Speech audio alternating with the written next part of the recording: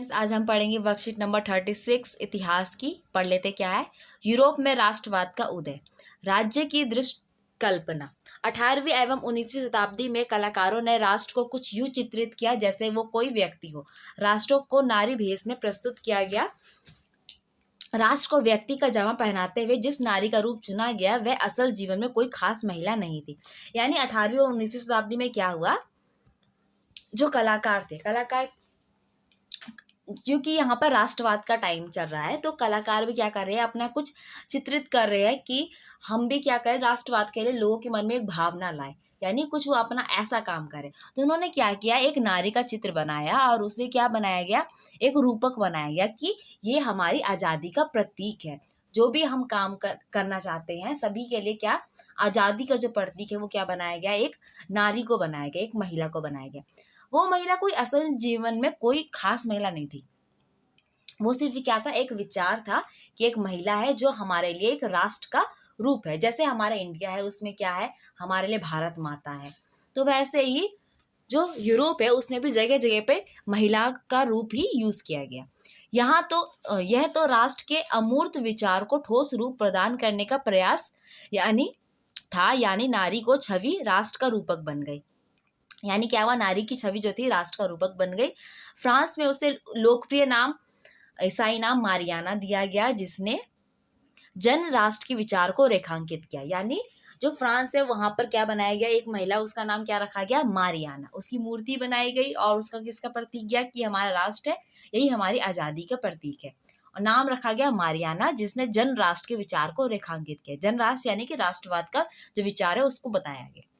इसी प्रकार जर्मेनिया में जर्मन राष्ट्र का रूपक बन गया, और जर्मन में क्या था, जर्मेनिया नाम की महिला को राष्ट्र रूपक बनाया गया। आगे है फ्रैंकफर्ट संसद। फ्रैंकफर्ट संसद क्या है, जर्मन इलाकों में बड़ी संख्या में राजनीतिक संगठनों ने फ्रैंकफर्ट शहर में मिलकर एक सर्व जर्मन नेशनल असेंबली के पक्ष में मतदान का फैसला किया। क्या हुआ कि जर्मन में बहुत बड़े मात्रा में राजनीतिक संगठन, यानी बहुत सारी पॉलिटिकल पार्टीज जो थी या बहुत सारे पॉलिटिकल जो लोग थे, ग्रुप्स थे, उन्होंने फ्रैंकफर्ट शहर है वहां पे मिलकर क्या किया, उन्होंने एक असेंबली बनाई और क्या कहा कि हम मतदान करेंगे, यानी कि वोट देंगे और हम क्या चुनेंगे, अपने लिए सरकार चुनेंगे। तो 18 मई 1848 को क्या हुआ, 831 निर्वाचित प्रतिनिधियों ने सजे धजे जुलूस में जाकर फ्रैंकफर्ट सदन में अपना स्थान ग्रहण किया। यह संसद सेंट पॉल चर्च में आयोजित हुई। उन्होंने एक जर्मन राष्ट्र के लिए एक संविधान का प्रारूप तैयार किया। इस राष्ट्र की अध्यक्षता एक ऐसे राजा को सौंपी गई जिसे संसद के अधीन रहना था। यानी क्या हुआ, 18 मई को 831 निर्वाचित प्रतिनिधि थे, यानी लोगों के द्वारा चुने गए लीडर्स थे, उन्होंने सज धज के गए थे और संसद में उन्हें लोगों को जाना था उस दिन। और ये संसद कहाँ पे आयोजित हुई, सेंट पॉल चर्च में हुई। वहां पर क्या था, एक जर्मन राष्ट्र के लिए वहां पर संविधान का प्रारूप दिया गया, यानी कि जर्मन लोगों का संविधान कैसा होना चाहिए। वहां पे सब लोग नेता मिलकर सोच रहे थे कि हमें क्या करना है, और इस राष्ट्र की अध्यक्षता यानी कि वहां का जो लीडर बनाया गया, यहाँ पे जो काम करने वाला है, उस राजा को बनाने की कोशिश की गई, यानी राजा को सौंप दिया और कहा कि आपको संसद के अधीन रहना होगा, यानी कि आप अपने मन से कोई भी रूल्स नहीं बना सकते। आपको जो भी करना होगा आप वही करेंगे जो हम संसद कहेगा, जो हम लोग कहेंगे वही आपको करना होगा, वैसे ही रूल्स बनाने होंगे।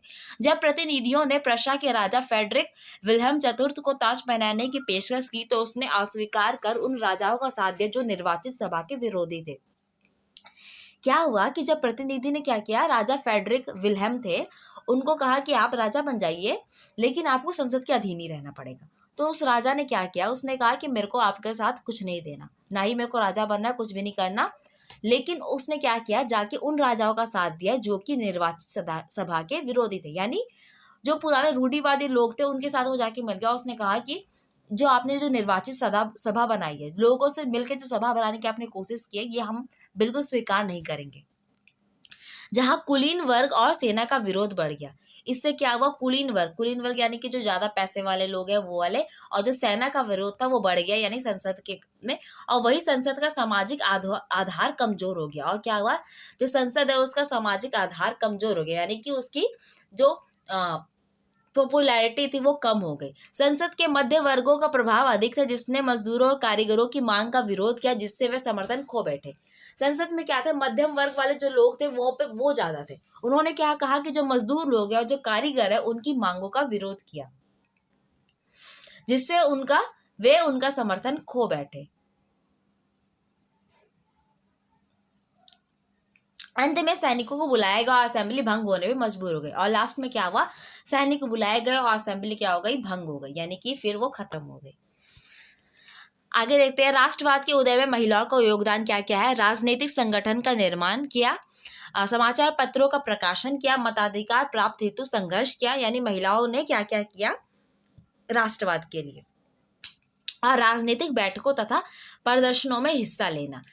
मोस्टली क्या होता था कि जो महिलाएं लोग होती थी उनके लिए ज़्यादातर ऐसा माना जाता था कि आप नहीं करेंगे, जो ज़्यादातर काम थे क्या मर्द लोग ही करेंगे और महिलाएं लोग नहीं करेंगे। लेकिन फिर भी क्या हुआ, महिलाओं ने अपने लिए भी आवाज़ उठाई, क्योंकि उन्हें भी अधिकार नहीं दिया गया था, मताधिकार नहीं था उन लोगों को, कुछ काम करने की आज़ादी नहीं। तो उन लोगों ने क्या किया, हम लोग भी क्या करेंगे, हमें भी आज़ादी मिलनी चाहिए, हमें भी पूर्ण अधिकार मिलना चाहिए, इसलिए उन्होंने भी योगदान देना शुरू किया। आगे है प्रतीकों का अर्थ। यहाँ पे बहुत सारे प्रतीक है कुछ ना कुछ, और उनका क्या महत्व है, क्या अर्थ है, वो हम पढ़ते हैं। पहला है टूटी हुई बेड़िया, जिसका मतलब है आज़ादी मिलना। फिर दूसरा है बाज छाप वाला कवच, कवच के ऊपर बाज का छाप है, और वो क्या है, जर्मन समुदाय का प्रतीक है, जो कि शक्ति। बलूत पत्तियों का मुकुट, बलूत की पत्तियां हैं, उसका मुकुट है, उसमें क्या है, उसका महत्व है वीरता। तलवार, मुकाबले की तैयारी, तलवार पर लिपटी जैतून की डाली, शांति की चाप। काला, लाल और सुनहरा तिरंगा, जो कि क्या है, उदारवादी राष्ट्रवादियों का झंडा है। और उगते सूर्य की किरणें, एक नए युग की शुरुआत।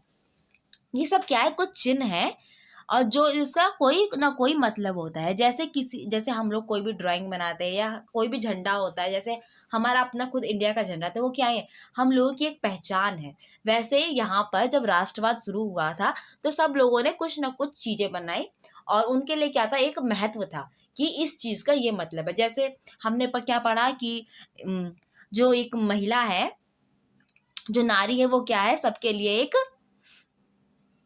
राष्ट्र का रूपक है। वैसे ही क्या है, यहाँ पर बहुत सारी चीजें हैं जो कि जिसका कुछ ना कुछ मतलब है।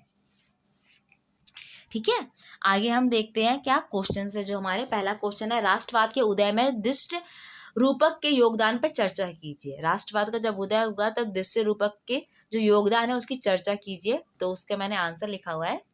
राष्ट्रवाद के उदय के समय सभी लोगों ने मिलकर नारी की छवि को राष्ट्र का रूपक बनाया।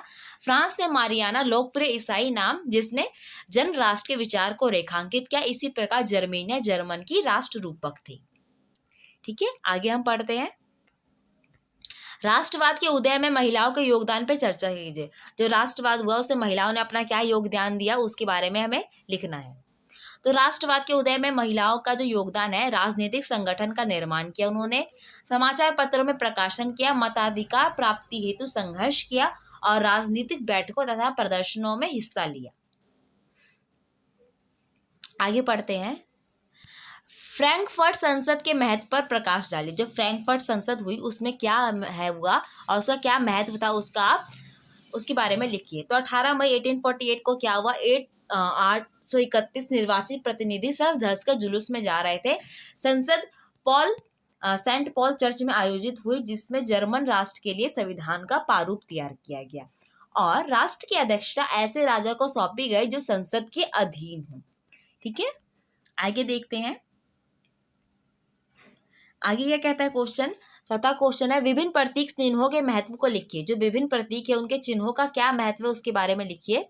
तो उसके बारे में मैंने लिखा हुआ है, टूटी हुई बेड़िया, आज़ादी मिलना, बाज छाप वाला कवच, जर्मन समुदाय का प्रतीक, बलूत पत्तियों का मुकुट, वीरता, तलवार, मुकाबले की तैयारी, तलवार में लिपटी जैतून की डाली, शांति की चाह, काला, लाल और सुनहरा तिरंगा, उदारवादी राष्ट्रवादियों का झंडा। तो फ्रेंड्स, यहाँ पे हमारा वीडियो कंप्लीट होता है। आपको वीडियो कैसी लगी प्लीज़ हमें बताएं। इसे लाइक कीजिए, कमेंट कीजिए, शेयर कीजिए, और प्लीज़ मेरे चैनल को सब्सक्राइब कीजिए। Thank you.